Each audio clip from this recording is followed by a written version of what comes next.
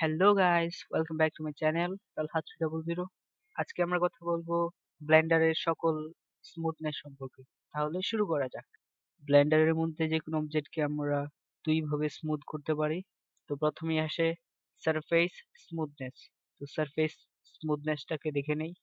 প্রথমেই শিফট এ প্রেস করে একটি মাঙ্কি হেড নিয়ে নিচ্ছি। মুভ টুলের সাহায্যে এটাকে উপরে নিয়ে আসছি। এখন দেখতে পাচ্ছেন এই মাঙ্কিটা কিন্তু অনেক বেশি রাফ। তো এই মাঙ্কিটার মধ্যে অনেকগুলো কর্নার দেখতে পারবেন, যার কারণে এটা রাফ হয়েছে, যেই কারণে এই অবজেক্টটাকে খুবই খারাপ দেখাচ্ছে।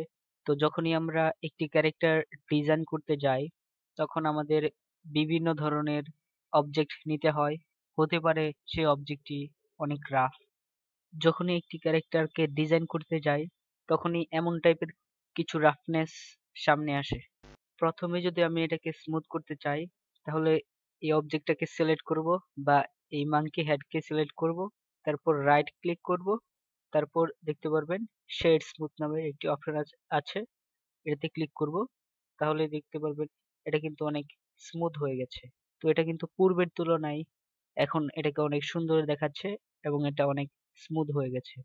তো যখনই আমি শেড স্মুথে ক্লিক করলাম, তারপরে দেখতে পাচ্ছেন এটার যেই শেডিং ছিল সেটা কিন্তু স্মুথ হয়ে গেছে। তো আপনারা দেখতে পাচ্ছেন শেড স্মুথ করার কারণে এটার যেই এটার পুরো সারফেসটাই কিন্তু স্মুথ হয়ে গেছে। কিন্তু এখন যদি আমি এটাকে আরো বেশি স্মুথ করতে চাই, তাহলে আমি সেটাও করতে পারবো। তো কন্ট্রোল জেড করে দিচ্ছি। এটা কিন্তু আবারও রাফ হয়ে গেছে। এটাকে স্মুথ করার জন্য চলে যাব মডিফায়ার প্রপার্টিতে, তারপর রয়েছে অ্যাড মডিফায়ার, তারপর চলে যাব জেনারেটে। জেনারেট থেকে এখানে দেখতে পারবেন সাবডিভিশন সারফেস মডিফায়ার। তো সাবডিভিশন সারফেস মডিফায়ার আমি যদি এটার উপরে ক্লিক করি, তারপরে দেখতে পারবেন এটা কিন্তু অনেক স্মুথ হয়ে গেছে। এখন যদি এটার যে লেভেলস রয়েছে এটাকে ইনক্রিজ করি, তাহলে দেখতে পারবেন এটা অনেক বেশি স্মুথ হয়ে গেছে। এখানে একটা জিনিস মনে রাখবেন, যাদের কম্পিউটারের কনফিগারেশন কম, তারা এই লেভেলসটাকে 3-এর মধ্যে রাখতে চেষ্টা করবেন। এটা সর্বোচ্চ 6 পর্যন্ত যাবে। কারণ আপনারা যদি বা আপনাদের কম্পিউটারে যদি কনফিগারেশন কম থাকে, তাহলে এটা রিলোড হতে বা এটা লোড হতে অনেক সময় নেবে, এমনকি এটা ঘন্টাও নিতে পারে। সেই জন্য আপনারা চেষ্টা করবেন এটা 3-এর মধ্যে রাখতে। তারপর রয়েছে রেন্ডার। এখান থেকে রেন্ডারও রেন্ডারটিকেও আপনারা নিয়ন্ত্রণ করতে পারবেন। এখন একটি জিনিস দেখতে পারবেন যে এই মাঙ্কিটাকে কিন্তু অনেক খারাপ দেখাচ্ছে। এর কারণ হচ্ছে আমরা কিন্তু এখনো এই মডিফায়ারটাকে কিন্তু অ্যাপ্লাই করিনি। যখন অ্যাপ্লাই করব তখনই দেখতে পারবেন এটা অনেক সুন্দর দেখাবে বা অনেক স্মুথ হয়ে যাবে। আমি এটাকে অ্যাপ্লাই করে দিচ্ছি। এখন দেখতে পাচ্ছেন এই মাঙ্কিটাকে কিন্তু অনেক স্মুথ দেখাচ্ছে। যখন মডিফায়ারের উপর ক্লাস বানাবো, তখন সাবডিভিশন সারফেস মডিফায়ার সম্পর্কে ভালোভাবে জেনে নেব। তো এখন আমি এই মাঙ্কিটাকে এক্সপ্রেস করে ডিলিট করে দিচ্ছি। তো আজকে আমরা কথা বলবো স্মুথ টুল সম্পর্কে। তো সেই জন্য আমি শিফট এ প্রেস করে একটি কিউব নিয়ে নিচ্ছি। মুভ করার জন্য জি প্রেস করছি, তারপর জেড ডাইরেকশনে এটাকে উপরে নিয়ে আসছি। এডিট মোডে যাওয়ার জন্য ট্যাব প্রেস করব। তো আমি এপিসোড 4-এ লুপ কাট সম্পর্কে বলেছি। যারা আমার এপিসোড 4 দেখেননি বা লুপ কাট সম্পর্কে দেখেননি, তারা দেখে নেবেন। তো এখন আমি চাচ্ছি স্মুথনেস। লুপ কাটের একটি অপশন রয়েছে স্মুথনেস, সেটাকে দেখাতে। প্রথমে আমি এই কিউবটিকে এস প্রেস করে এক্স ডাইরেকশনে স্কেল করে দিচ্ছি। লুপ কাট নেওয়ার জন্য লুপ কাটের যে টুল রয়েছে সেখান থেকে লুপ কাট নিতে পারেন, অথবা এটার যে শর্টকাট রয়েছে কন্ট্রোল আর প্রেস করেও লুপ কাট নিতে পারবেন। তো আমি কন্ট্রোল আর প্রেস করে বা লুপ কাটের শর্টকাট দিয়ে লুপ কাট নিয়ে নিচ্ছি। তো শর্টকাটের মধ্যে একটি সুবিধা হচ্ছে আমরা কন্ট্রোল আর প্রেস করে মাউসের স্ক্রল বাটন ঘুরিয়ে আমাদের ইচ্ছা অনুযায়ী লুপ কাট নিতে পারবো। আর লুপ কাট টুলের মধ্যে এমনটা করতে পারবো না। তো শর্টকাটটাই দেখে নেই। এখন আমি দেখাবো টুলের সাহায্যে কিভাবে অনেকগুলো লুপ কাট নিবেন। তো প্রথমে আমি লুপ কাট টুলটি সিলেক্ট করে নিচ্ছি, তারপর একটি লুপ কাট অ্যাড করে নিচ্ছি। লুপ কাট অ্যাড করার পরে নিচে দেখতে পারবেন একটি উইন্ডো ওপেন হয়ে যাবে। লুপ কাট অ্যান্ড সলিউড নামের। তারপর নিচে দেখতে পারবেন নাম্বার অফ কাটস। তো এটাকে যদি আমি ইনক্রিজ করি তাহলে দেখতে পারবেন অনেকগুলো লুপ কাট কিন্তু অ্যাড হয়ে যাচ্ছে বা অ্যাড হচ্ছে। তো নাম্বার অফ কাটস এর নিচে রয়েছে স্মুথনেস, যেটা সম্পর্কে আমরা কথা বলবো। তো আমি যদি এই স্মুথনেসটাকে ইনক্রিজ করি অথবা এটাকে ড্র্যাগ করি তাহলে দেখতে পারবেন এটা কিন্তু অনেক মোটা হয়ে যাচ্ছে।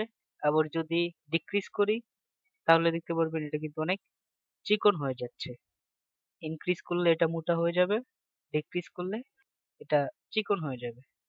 যখনই আমি স্মুথনেস অপশনটা কি ইনক্রিজ করছি বা ডিক্রিজ করছি তখনই কিন্তু এটার যে মাঝখানে দুইটি লুপ কাট রয়েছে সেটাই কিন্তু মোটা হচ্ছে বা চিকন হচ্ছে। সবগুলো কিন্তু চিকন বা মোটা হচ্ছে না।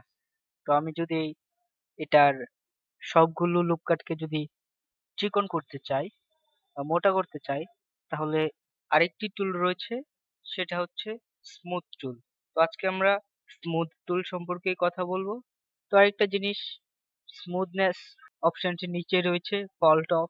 তো এখানে কিছু শেপ পাবেন, যে শেপ গুলোকে কাজে লাগিয়ে আপনারা আপনাদের ইচ্ছা অনুযায়ী এটাকে পাতলা অথবা মোটা করতে পারবেন।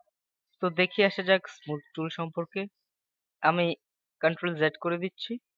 স্পিন টুলের নিচে রয়েছে স্মুথ টুল, এর শর্টকাট হচ্ছে শিফট স্পেস বার কন্ট্রোল 2।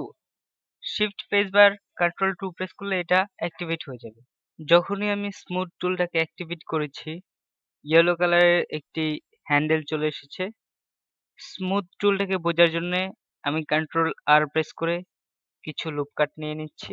আমি কন্ট্রোল আর প্রেস করলাম, মিডল মাউসের সাহায্যে কিছু লুপ কাট নিয়ে নিচ্ছি। এখন যদি এই স্মুথ টুলটাকে অ্যাক্টিভেট করে নেই, আমার এখানে অ্যাক্টিভিটি রয়েছে। এখানে যে হ্যান্ডেলটা রয়েছে এটাকে যদি ড্র্যাগ করে ছেড়ে দেই তারপরে নিচে একটি উইন্ডো ওপেন হয়ে যাবে।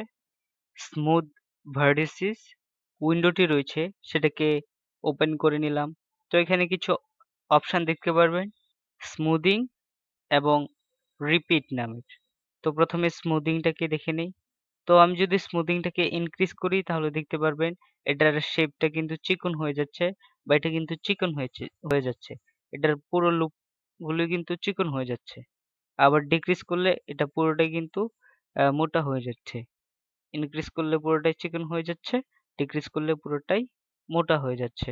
তো এখানে কিন্তু সেই লুপ কাটের মতো নয়, লুপ কাটের যে স্মুথনেস ছিল সেটার মতো কাজ করছে না। এটা অনেক সুন্দরভাবে কাজ করছে, পুরোটাই কিন্তু চিকন বা মোটা হচ্ছে। তো যখন বিল্ডিং এর যেকোনো বিল্ডিং এর পিলার বানানোর প্রয়োজন হবে বা এমন টাইপের কোনো জিনিসের প্রয়োজন হবে তখন আমরা এই স্মুদিং অপশনটাকে কাজে লাগিয়ে আমরা কিন্তু এটা বানাতে পারবো। চলুন দেখে আসা যাক রিপিট অপশনটিকে। তো যখন রিপিটটাকে ইনক্রিজ করবেন তখনই দেখতে পারবেন এটার যে স্মুদিং অপশনটা রয়েছে সেটা প্রতিটা লুপ কাটের মধ্যেই কিন্তু কাজ করবে। যেটা আপনারা লক্ষ্য করলেই দেখতে পারবেন। যখন এটা ইনক্রিজ করবেন প্রতিটা লুপ কাটের মধ্যে কিন্তু কাজ করবে। এই স্মুদিং আলাদাভাবে কাজ করবে। রিপিট করার কারণে এই স্মুদিংটা কিন্তু প্রতিটা লুপ কাটের মধ্যে রিপিট হচ্ছে বা আলাদাভাবে কাজ করছে। নিচেই দেখতে পারবেন এক্স অ্যাক্সিস, ওয়াই অ্যাক্সিস এবং জেড অ্যাক্সিস নামের কিছু অপশন রয়েছে। তো এটার সাহায্যে আমরা অ্যাক্সিস অনুযায়ী চিকন অথবা মোটা করতে পারবো। তো আমি সবগুলো অ্যাক্সিসকে যদি তুলে দেই তারপর এখন যদি আমি এক্স অ্যাক্সিসটাকে টিক করে দেই তাহলে দেখতে পারবেন এটা কিন্তু কাজ করছে না, কারণ আমরা এক্স অ্যাক্সিস নিয়ে কাজ করিনি।